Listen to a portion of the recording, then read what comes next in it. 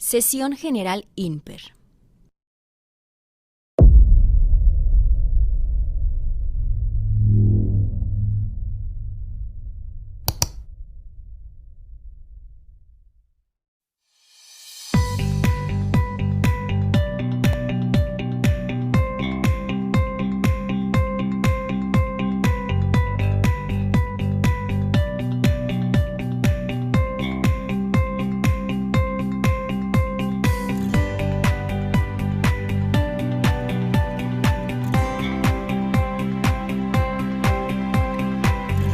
Bienvenidos. Comenzamos.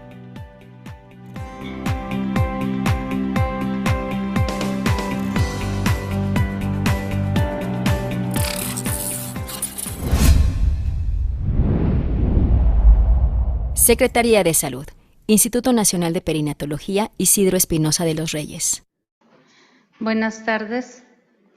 Quiero dar la más cordial bienvenida a nombre de la doctora Ana Cristina Arteaga Gómez, directora general del Instituto Nacional de Perinatología, así como a la doctora Viridiana Gorbea Chávez, directora de Educación en Ciencias de la Salud. Tanto a los que nos ven por las diferentes plataformas como a los presentes, el día de hoy vamos a dar inicio a nuestra sesión general, que es también parte de la conmemoración del Día del Libro.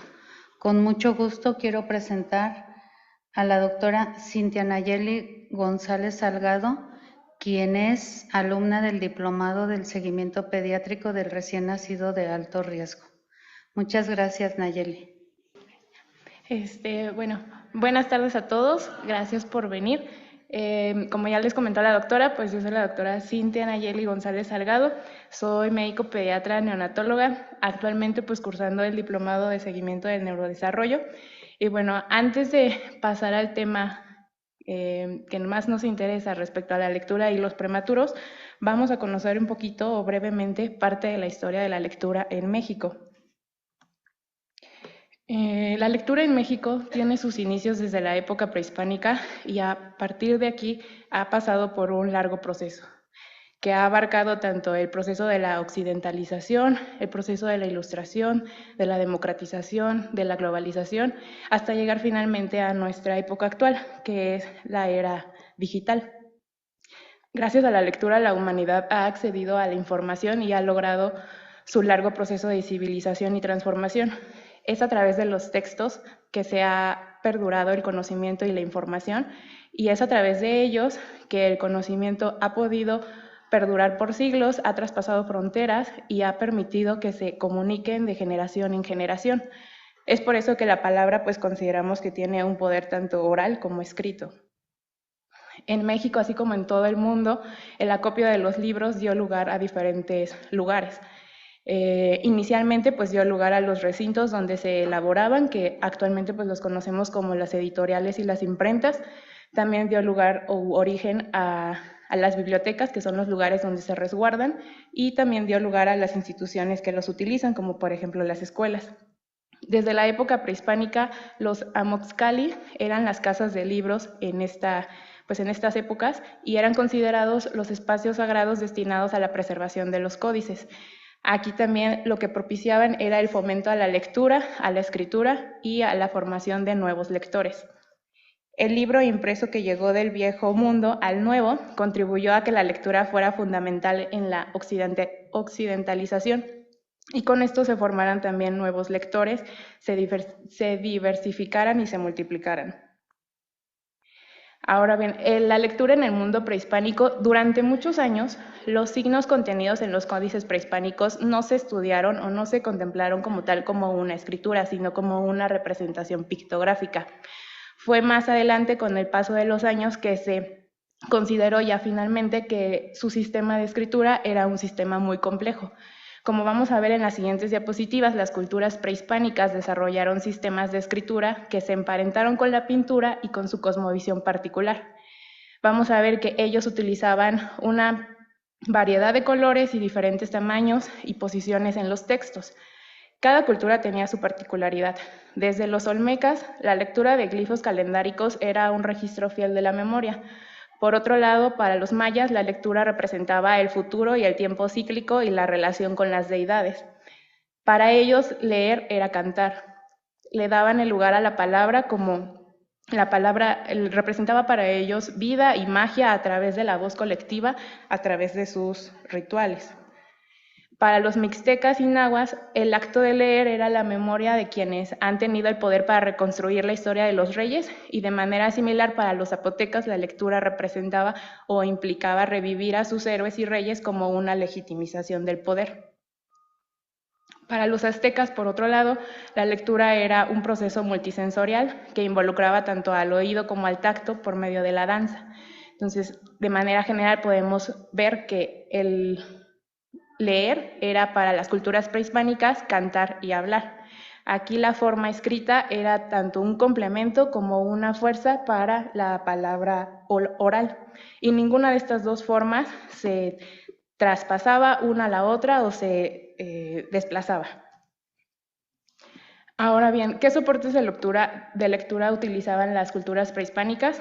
Pues aquí había diferentes soportes. Dependiendo de la cultura que se tratara, por ejemplo, en el caso de los olmecas, el soporte por excelencia pues fue la piedra. En el caso de los zapotecas, ellas desarrollaban su sistema de escritura, que plasmaban tanto en monumentos como en bloques de piedra, y también llegaban a utilizar tiras de piel de venado. Este último material también era utilizado por los mixtecas, que ellos plasmaban sus códices tanto en pieles de venado como en papel de amate. Estos papeles o estas tiras de papel eran largas tiras que llegaban a medir entre 12 a 14 metros de largo, y que este último instrumento, que es el papel de amate, que viene de la corteza de un árbol, también era utilizado por los mayas y por los nahuas para elaborar sus propios códices. ¿Cómo se leía en el mundo prehispánico? Bueno, de manera general, los códices en general se leían de manera lineal, en un orden lineal que iba de arriba hacia abajo, de abajo hacia arriba. En ocasiones se podían leer de manera horizontal y la dirección era de derecha a izquierda. Había, por ejemplo, en ocasiones los códices nahuas que se leían en dirección de zigzag, es decir, del centro hacia afuera. Y en el caso de los mixtecas, por ejemplo, ellos utilizaban las huellas de pies para darle continuidad a sus códices, o a veces los utilizaban también como conectores para unir personas con lugares o personas con otros personajes.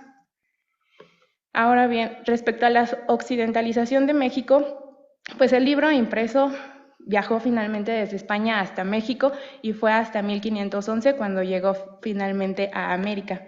El primer libro que tuvimos aquí se llamó Las Horas Muy Viejas y llegó directamente a Cozumel. Dentro de las tripulaciones que estuvieron albergándose en los siguientes 10 años hasta el año de 1523, vinieron algunos misioneros religiosos u órdenes religiosas que venían con sus propios libros o sus propias colecciones, y el objetivo de mandarlos pues era evangelizar a la comunidad nativa para finalmente pues comunicarse o aprender su misma lengua y finalmente formar discípulos. La evangelización, pues finalmente en la Nueva España impulsó la alfabetización, y con esto dio origen a la necesidad del surgimiento de nuevas escuelas o nuevos colegios. Dentro de las primeras escuelas está la que se fundó por Fray Pedro de Gante en Texcoco en 1523, y a partir de este año y en los años subsecuentes pues se fundaron varios colegios alrededor del territorio mexicano.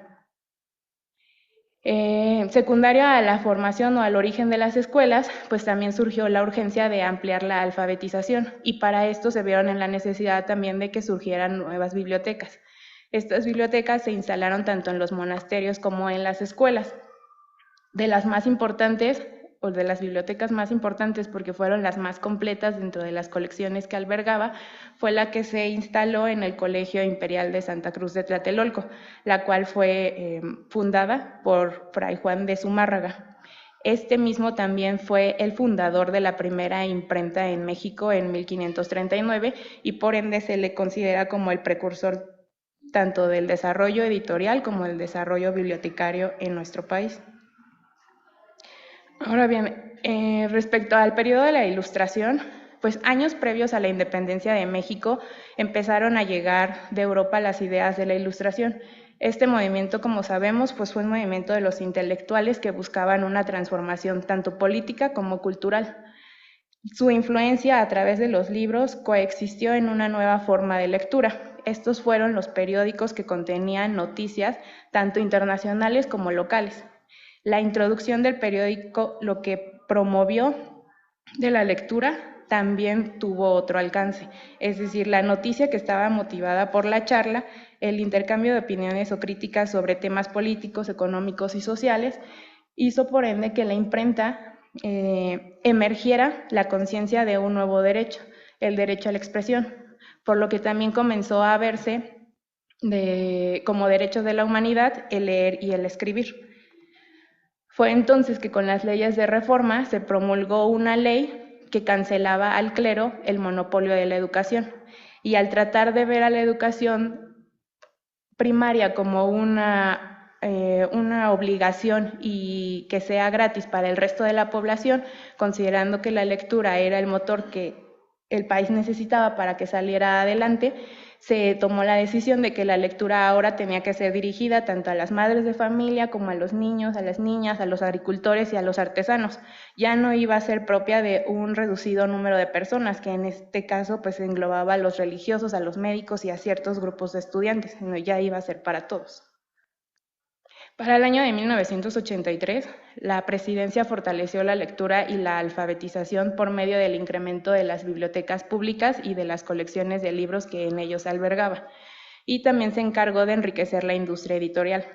En esta fecha, en esta temporada, se impulsó también el Programa Nacional de Bibliotecas Públicas, que el objetivo era que hubiera una igualdad de oportunidades y se accediera gratuitamente a la lectura. Finalmente, pues los factores sociales, políticos, económicos, ideológicos y las nuevas tecnologías se desarrollarán en el futuro formas de lectura en la que la libertad de leer requerirá de novedosas capacidades para hacerlo. Aquí el libro, la lectura, las bibliotecas y las artes podemos concluir que, a pesar de las distintas etapas históricas por las que han pasado, tienen o siguen teniendo los mismos objetivos, que es la alfabetización y la culturalización de nuestro país. Entonces, como hemos podido ver en este pequeño trayecto, hemos tenido diferentes soportes de lectura, como son las tablillas, los códices, los libros y los periódicos, que actualmente o a través del tiempo pues han ido cambiando hasta llegar a la era digital, que son las tabletas y los dispositivos móviles. Y esto a profundidad ha continuado la esencia que contempla, que es comunicar, transmitir, enseñar o formar un nuevo grupo de personas lectoras, pero para esto pues hay que modificar o hay que seguir modificando y trabajando con las estrategias de aprendizaje que conllevan en nuestro país. Para continuar con la charla, vamos a hablar de lo que es la importancia de la lectura en el prematuro. Ya la doctora Nayeli nos hizo el favor de hacer un recorrido de parte de la historia de la lectura en nuestro país. Entonces vamos a continuar con esta parte en donde el día de hoy, justo 23 de abril, se celebra el Día del Libro a nivel internacional, todo porque el día de hoy Miguel de Cervantes Saavedra, William Shakespeare, Inca Garcilaso de la Vega, todos fallecieron en un día como hoy, día 23 de abril del mismo año. Además, la UNESCO proclamó esta fecha para promover la lectura y los derechos del autor. En el sexenio anterior a nivel de gobierno también se hizo un programa nacional de la lectura que, creo que no prosperó mucho, mas sin embargo, sí fue un programa bien diseñado y bien estructurado. Cuando nos dimos a la tarea de hablar de la importancia de la lectura en el prematuro, nunca creí que fuera a encontrar tanta información sobre la lectura en el prematuro, pese a que tenemos muchos años por parte del Servicio de Estimulación haciendo la evaluación de esta lectura. Mas, sin embargo, hay mucha información enfocada a lo que es el prematuro, sobre todo porque echa a andar todo esto. todas estas redes neuronales que están hechas exclusivamente para la lectura, y por lo cual el autor nos dice, bueno, si le lees a tu hijo lo suficiente, pues tu hijo va a establecer conexiones de redes neuronales entre los sonidos y las palabras. Mientras tanto, enseñarle a disfrutar la lectura es una lección mucho más valiosa que clavar la fonética a una edad temprana. Como podemos ver aquí a nivel del cerebro, con diferentes colores, cómo cada una tiene una función: acceso a la pronunciación y articulación en azul, acceso de arriba a abajo, estímulos visuales, de color morado, área de la forma visual de las palabras, y el verde en color de significado. Entonces, todo esto se involucra cuando nosotros ponemos al niño a leer. Y esto todavía fue un poquito más complejo y difícil para mí. ¿Cuál es el proceso mediante el cual se aprende a leer en un niño? Pues la lectura. Y aquí encontré varias información. Este autor nos dice que están involucrados 10 fascículos, otro 12 y otro 16. Y aquí vemos cómo los fascículos a nivel del pedúnculo cerebral pues están en diferentes partes, pero todo esto se echa a andar cuando un niño aprende a leer. Entonces, considerando lo anterior, pues la lectura es un proceso cerebral, el cual es complejo, el cual implica muchas neuronas, muchas funciones como el proceso visual, el proceso auditivo, y que este contiene fases como es prealfabética, fonética, de reconocimiento de palabras, fluidez y comprensión, habilidades involucradas, también la conciencia fonológica, de codificación, vocabulario y comprensión lectora. ¿Y cuál es la importancia de la lectura? Pues es un desarrollo cognitivo, acceso a la información, como lo comentaba Nayeli, y una comunicación efectiva.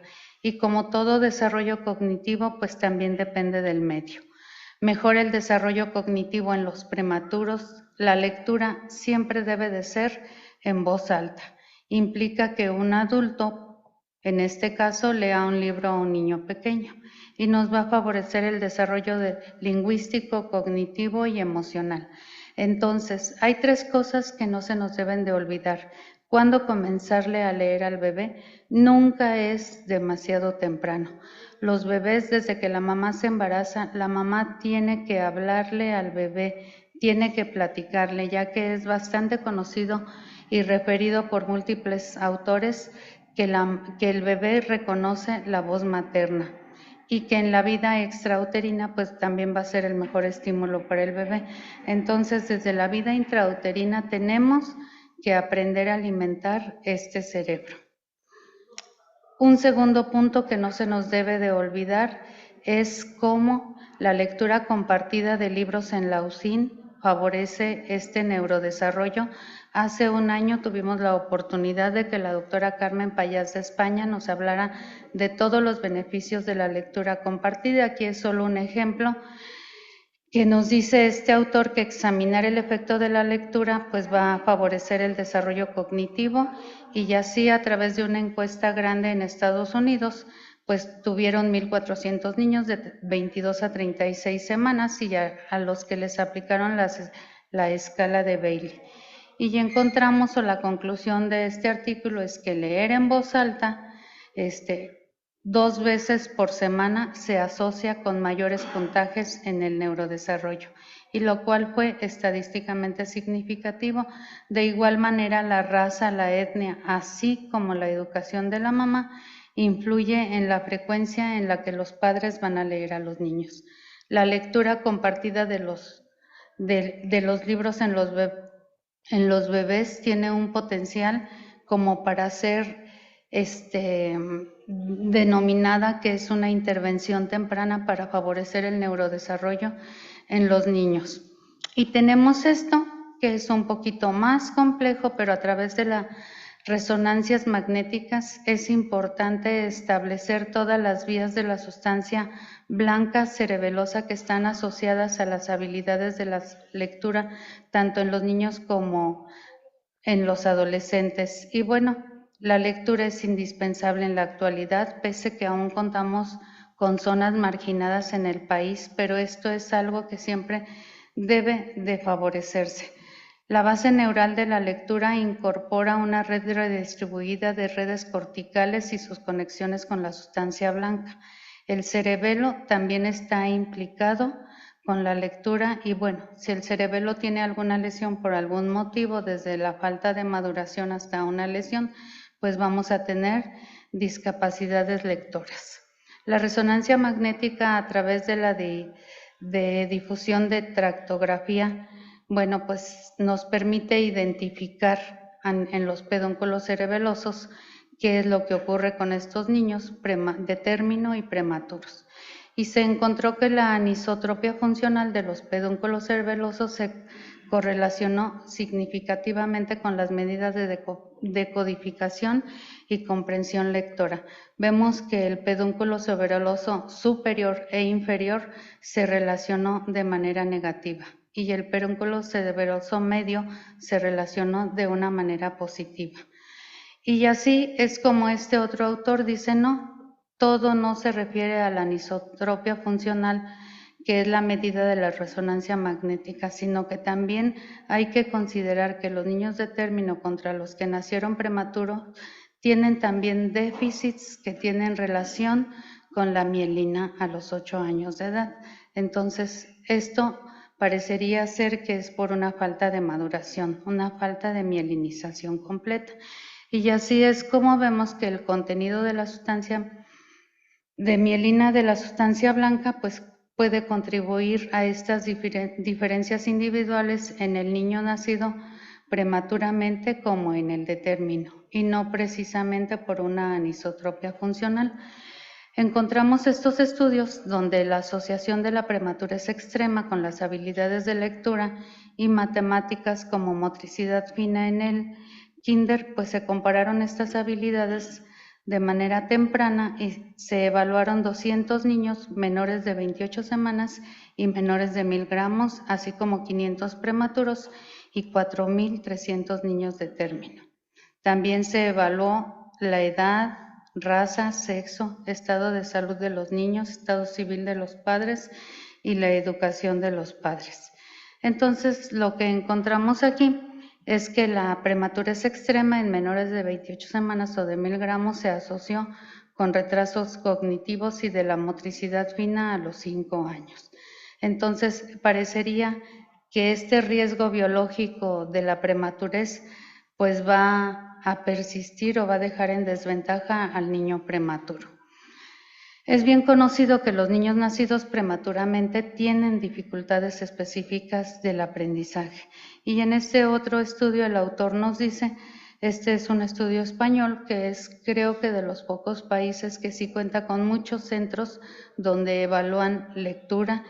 Este es un estudio donde evaluaron o buscaron e identificaron 486 que tenían o que hablaban de problemas de aprendizaje o de dificultades, pero solo 53 cumplieron el criterio de inclusión y se evaluaron o se incluyeron 33.500 niños entre 5 y 18 años de edad, 13.700 eran prematuros contra 19.735 que eran de término, y también se encontró una desventaja para el niño prematuro comparado con el de término. Y la conclusión de este artículo español es que dice que existe la necesidad de diseñar, desarrollar e implementar programas neuroeducativos que tengan en cuenta o que tomen en cuenta las características de un bebé prematuro o del alumnado prematuro que sabemos que va a estar en desventaja comparado con el de término. Desventaja para decodificar, para identificar letras, para la comprensión lectora y para el procesamiento. Las 4 características principales de la lectura. Y de igual manera, este autor dice, no, también español, no hay ninguna diferencia entre los niños en relación en cuanto al peso. Entonces, en este segundo estudio español no encontraron diferencias entre los prematuros y los de término.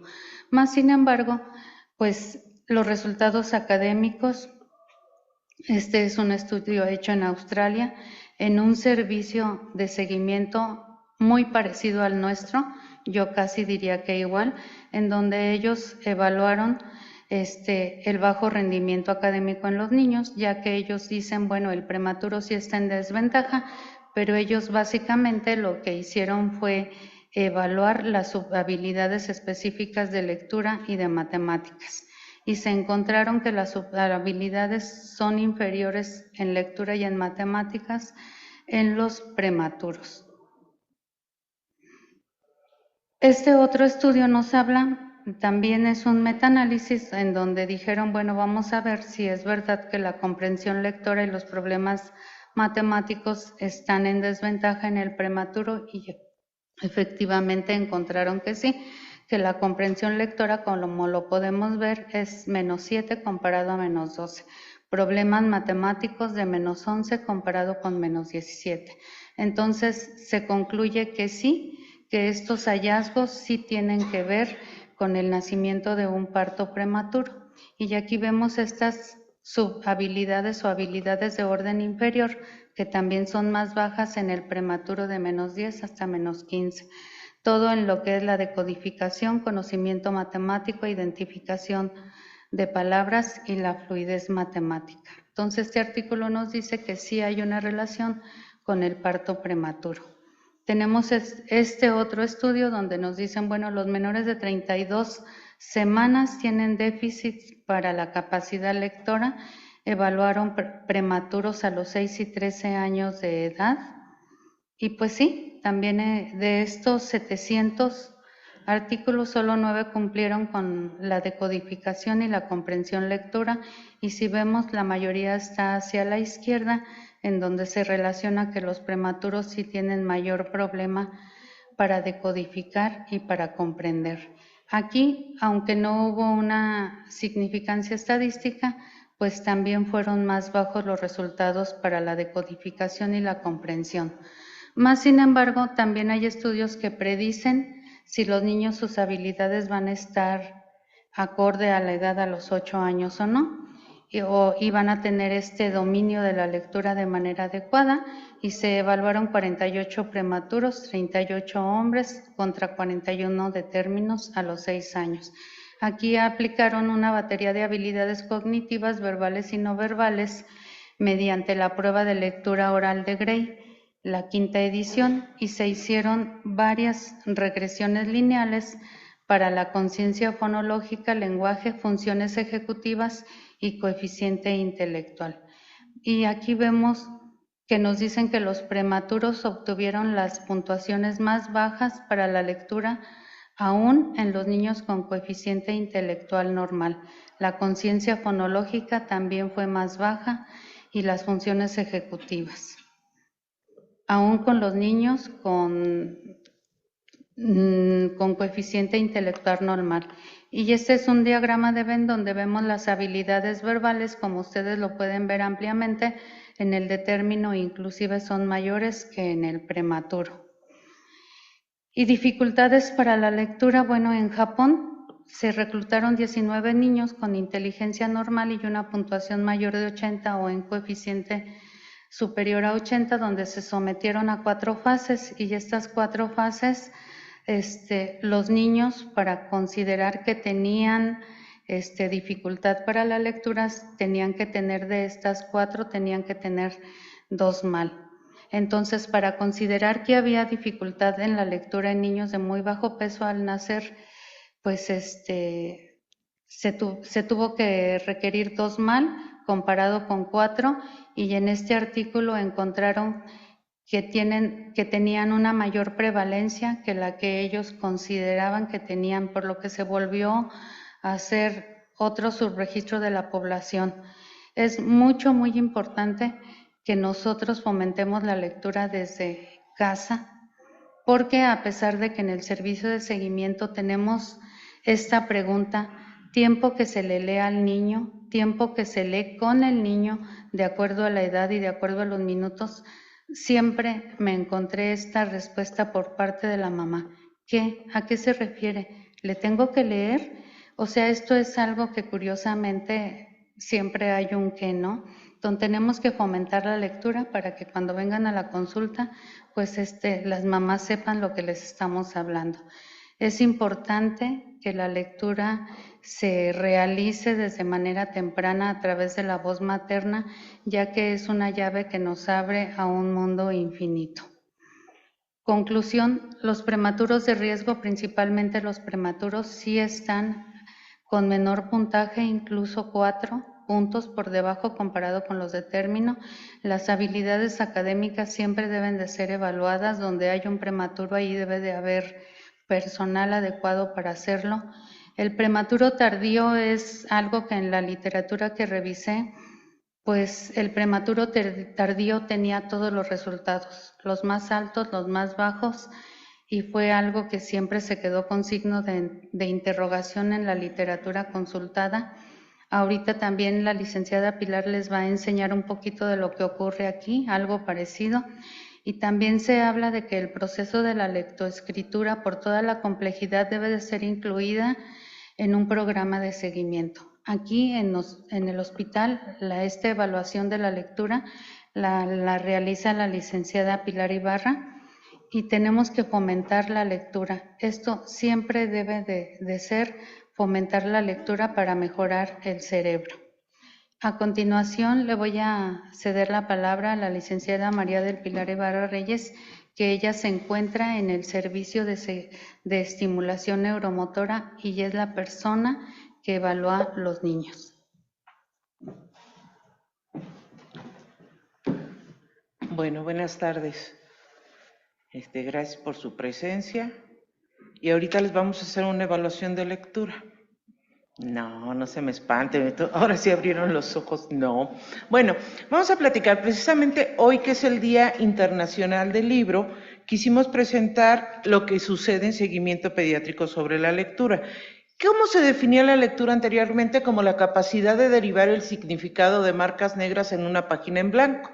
Era como se tenía categorizada. Lo que sí se tenía categorizado era que había requisitos o prerequisitos motores para conseguir la lectura y principalmente habilidades cognitivas, como era simplemente conocer los símbolos gráficos. Los niños empiezan con esta identificación desde muy pequeños, no propiamente la letra, pero sí símbolos. ¿Cuántas veces el niño le dice a la mamá, mire mamá, ahí dice leche, porque ve el dibujo de la vaca de una marca de leche, porque empieza a hacer asociaciones? Entonces, la lectura es un proceso cognitivo que consiste en una interpretación gráfica que se lleva a cabo a través de diferentes procesos y representaciones mentales, que requiere un adecuado desarrollo de la motricidad, en realidad de las habilidades neuroperceptivo-motrices, como la lateralidad, el esquema corporal, la discriminación espacio-temporal y el ritmo. Para que el niño lea, necesita tener estas habilidades estructuradas. Procesos cognitivos, como es la estructuración de la atención, memoria, la sensopercepción, la habituación y la motivación. Habilidades y destrezas orales de la lengua, es decir, un adecuado desarrollo lingüístico y conciencia fonológica. Dentro de los elementos más significativos precisamente de las habilidades neuroperceptivo-motrices está el seguimiento visual. Todo el mundo diría, ¿qué necesita un niño para leer? Poder tener un buen seguimiento visual, pero el seguimiento visual tiene varios matices. La primera parte del seguimiento la realiza nuestro bebé cuando puede hacer movimientos conjugados de los ojos siguiendo un estímulo en los diferentes planos, ya sea en forma lateral, ascendente, descendente y en diagonal, que es lo que evaluamos principalmente en los niños pequeños. Pero ya en los niños más grandecitos, lo que debemos buscar, perdón, es que esta se revela, vamos a darle.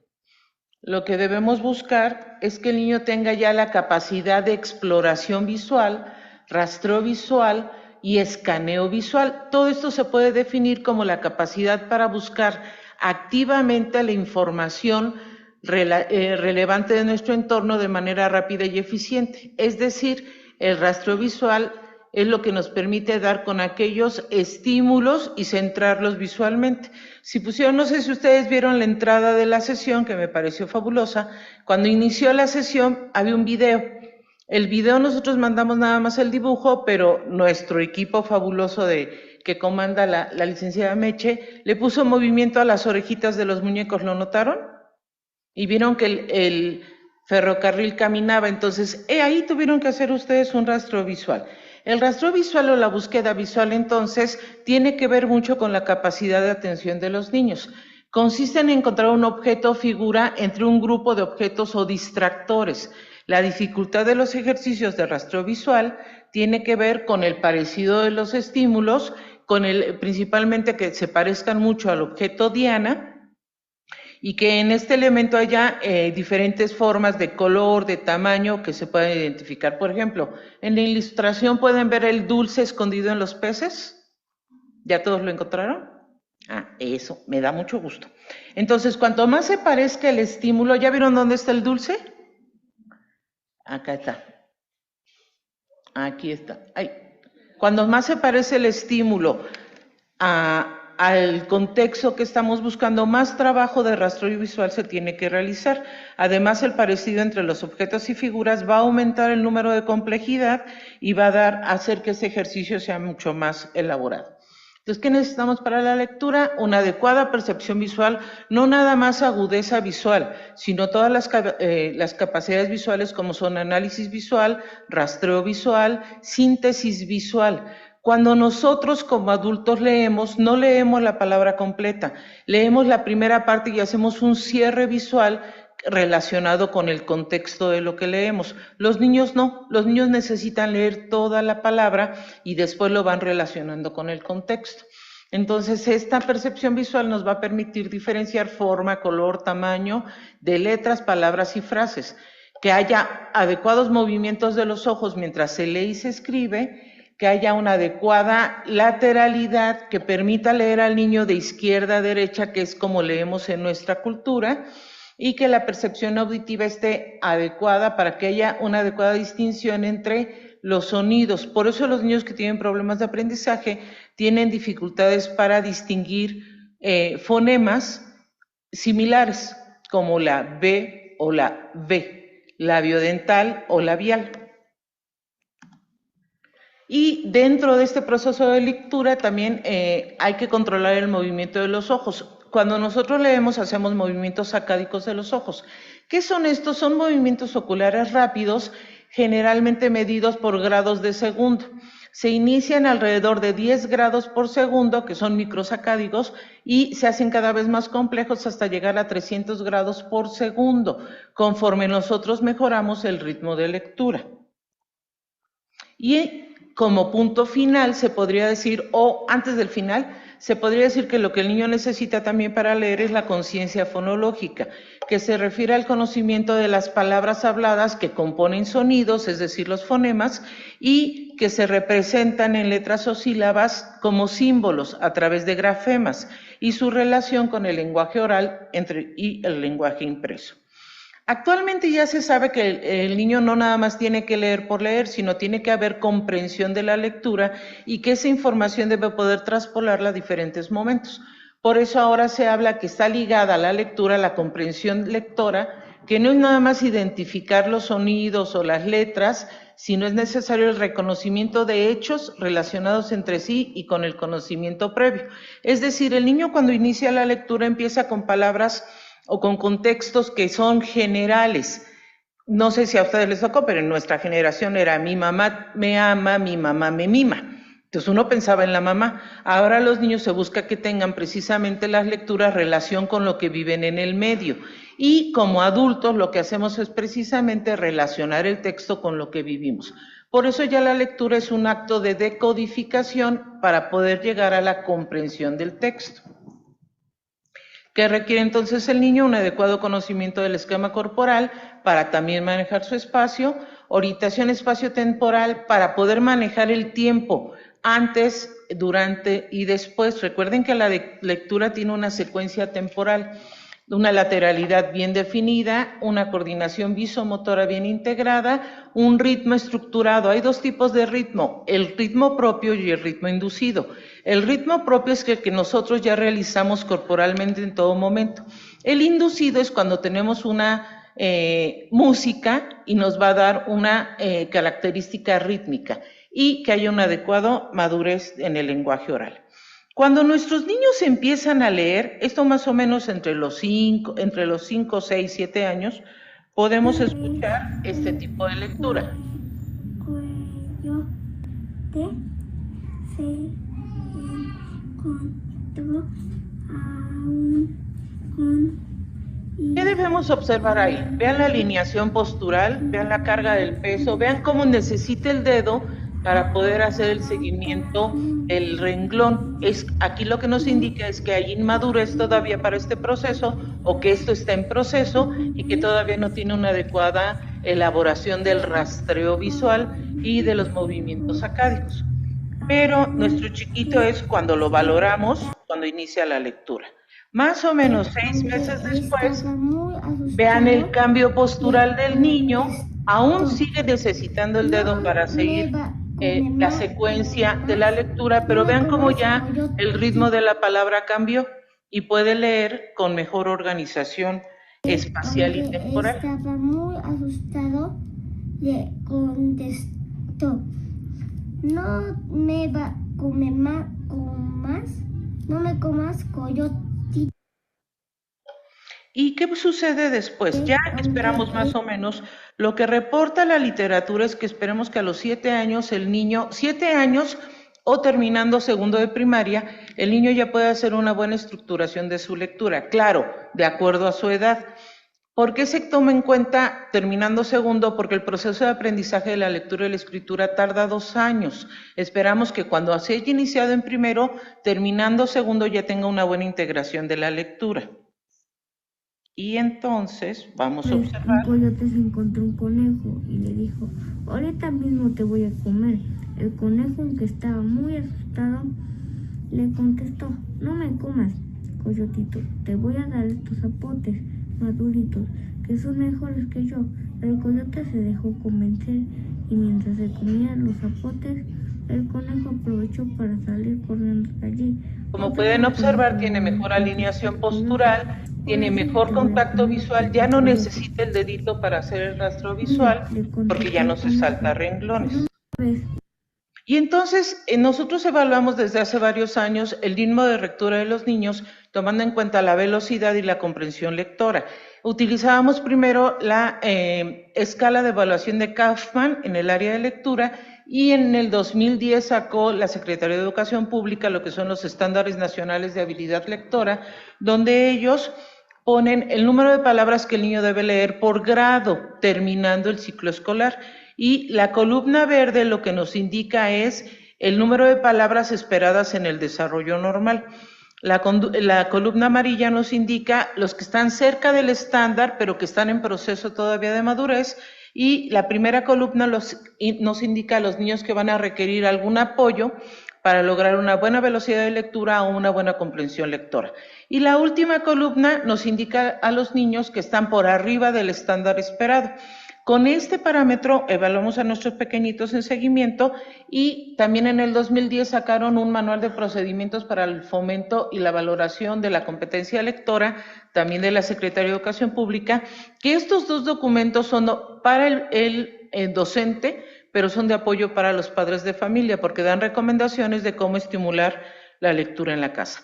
Entonces, les traigo nada más una probadita de este trabajo que lo vamos a presentar en nuestro curso de seguimiento pediátrico en julio, donde hicimos un análisis de 780 prematuros y los dividimos en 3 grupos: los menores de 28 semanas, los que están entre 29 y 32 semanas y mayores de 33 semanas, o los prematuros tardíos.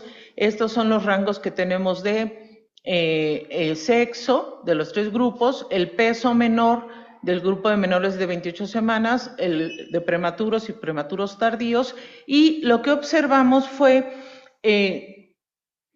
estos chiquitos que requirieron apoyo, todos ya terminaron segundo de primaria, todos debieron haber ya completado precisamente el proceso de lectura. Lo que observamos es que los que estaban en el parámetro estándar o por arriba del estándar estaban en el 17%, 17.9%, los que se acercaban al estándar de los prematuros el 44%, quiere decir que los prematuros requieren apoyo para el aprendizaje, y los que estaban muy por debajo el 19%. En este rango sí entraron chiquitos que ya se catalogaron como con problemas de aprendizaje o trastornos de atención. En los prematuros vimos que el rango mayor también entraba dentro del estándar o para arriba del estándar, y los que requerían, estaban ligeramente por debajo, era el 29%, y los que requerían apoyo el 14%. Y de los prematuros tardíos, encontramos que están cerca del estándar del 38.9%. La literatura también dice que en realidad el prematuro tardío debería de tener mejor desempeño, pero lo que vimos es que sí tienen rangos menores de lectura. Y cuando juntamos los que están dentro del estándar con el nivel avanzado, vimos que de los prematuros menores de 28 semanas era el 35.8%, de los prematuros el 56% y de los tardíos el 47.6%, que se relaciona mucho con lo que encontramos en la literatura. Estos hallazgos nos han permitido, claro, desde que hacemos las evaluaciones, orientar a los padres para fomentar la lectura en casa. Como decía la doctora Guido, nosotros también preguntamos a la mamá, y es muy singular porque lo que le preguntamos es, ¿usted le lee en casa? Y hay mamás que contestan, sí lo pongo a leer. No, ¿usted le lee? Y lo que hemos encontrado es que aproximadamente el 70% de las mamás y papás no le leen a los niños, prefieren que utilice el celular o la tableta, o refieren que la lectura es lo que ellas lo ponen a leer, lo que les dejaron en la escuela de tarea. Entonces, ¿para qué necesitamos leer? Una, para desarrollar el potencial personal. Recuerden que la lectura es una habilidad cognitiva que nos va a permitir alcanzar metas individuales, participar en la sociedad y desarrollar el conocimiento. Vamos a ver si... Los antiguos mexicanos celebraban sus fiestas con bailes y disfraces. Ahora también tenemos fiestas. Una de ellas es el carnaval. Los festejamos todos los años, durante 4 días. Todos andan alegres, cantan, bailan. Vean la diferencia de este chiquito en la madurez en la lectura. La alineación postural, vean cómo ya no hace el movimiento. El rastro visual tiene que ver también con la madurez que hacemos para no necesitar, y eso vean cómo lean ustedes, porque el niño lee en un bloque, moviendo de cabeza con los ojos. Cuando la lectura está madura, debe mover solo los ojos siguiendo el renglón. Vean cómo ese pequeñito que ya tenía 10 años, prematuro también, ya podía hacer un adecuado patrón de lectura. Bien, entonces recordemos que desde el nacimiento el niño tiene una gran capacidad de aprendizaje, pero hay un periodo crítico que se da entre los 2 y los 5 años, donde el niño ya va a estar más motivado para el aprendizaje de la lengua escrita y de la lectura, que es donde debemos aprovechar a los papás para dar esta información. El niño tiene un interés innato en la lectura, porque el niño simplemente, ¿cuántas veces el niño está viendo que el papá está leyendo y le dices, ¿tú qué estás leyendo? Estoy leyendo, estoy trabajando con mi papá. ¿Y qué lees? Sí, estás leyendo. Algunos autores mencionan que no se requiere un método especial, que tenemos que trabajar con el interés del niño, pero con la participación de los papás. Por desgracia, la pandemia vio como una caja de Pandora donde los papás cayeron en el abuso de los dispositivos electrónicos y se ha visto una disminución en los índices de lectura en los niños. Tenemos que recuperar la lectura en físico. Y desde el nacimiento, el movimiento es la base del aprendizaje, pero después la lectura es lo que fomenta más el aprendizaje. Y existe un nexo entre la adquisición del lenguaje oral con el lenguaje escrito. Entonces, por favor, recuperemos la lectura, fomentemos que nuestros papás les lean a los niños y ustedes traten de utilizar menos los celulares y utilizar más los libros en físico. Gracias.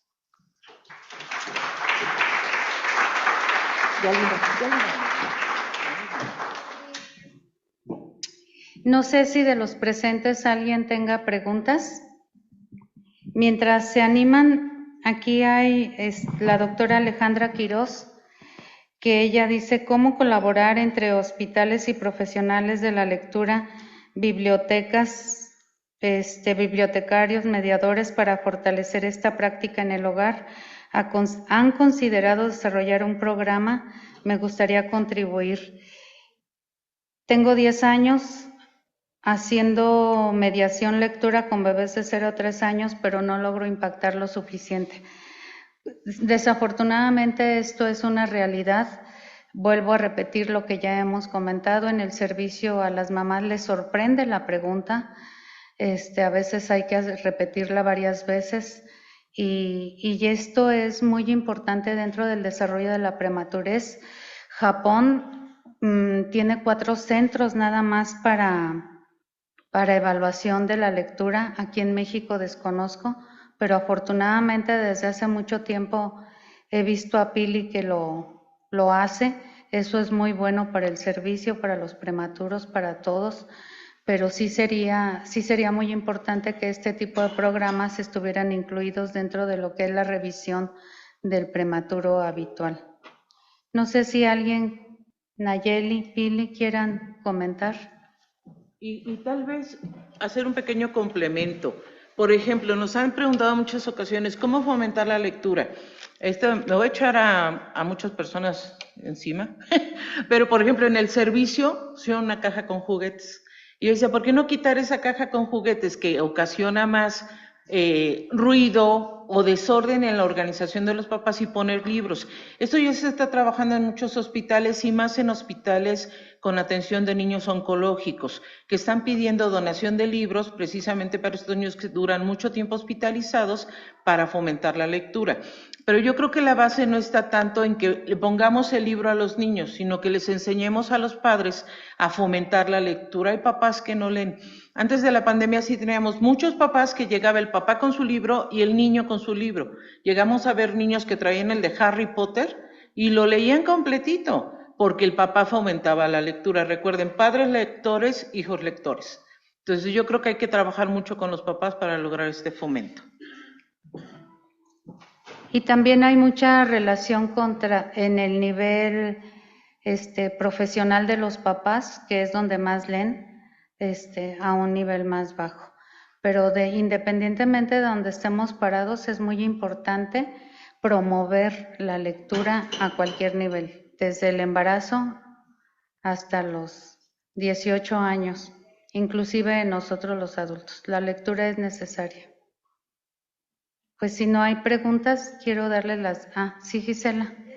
Quisiera comentar con respecto a algo que subrayó Pili, que es el uso de dispositivos digitales. Porque actualmente pues nos enfrentamos a esta etapa, ¿no? En que los libros pues prácticamente todos los tenemos ya disponible en versión digital. Incluso el costo, ¿no? Es una cuarta parte de un libro impreso.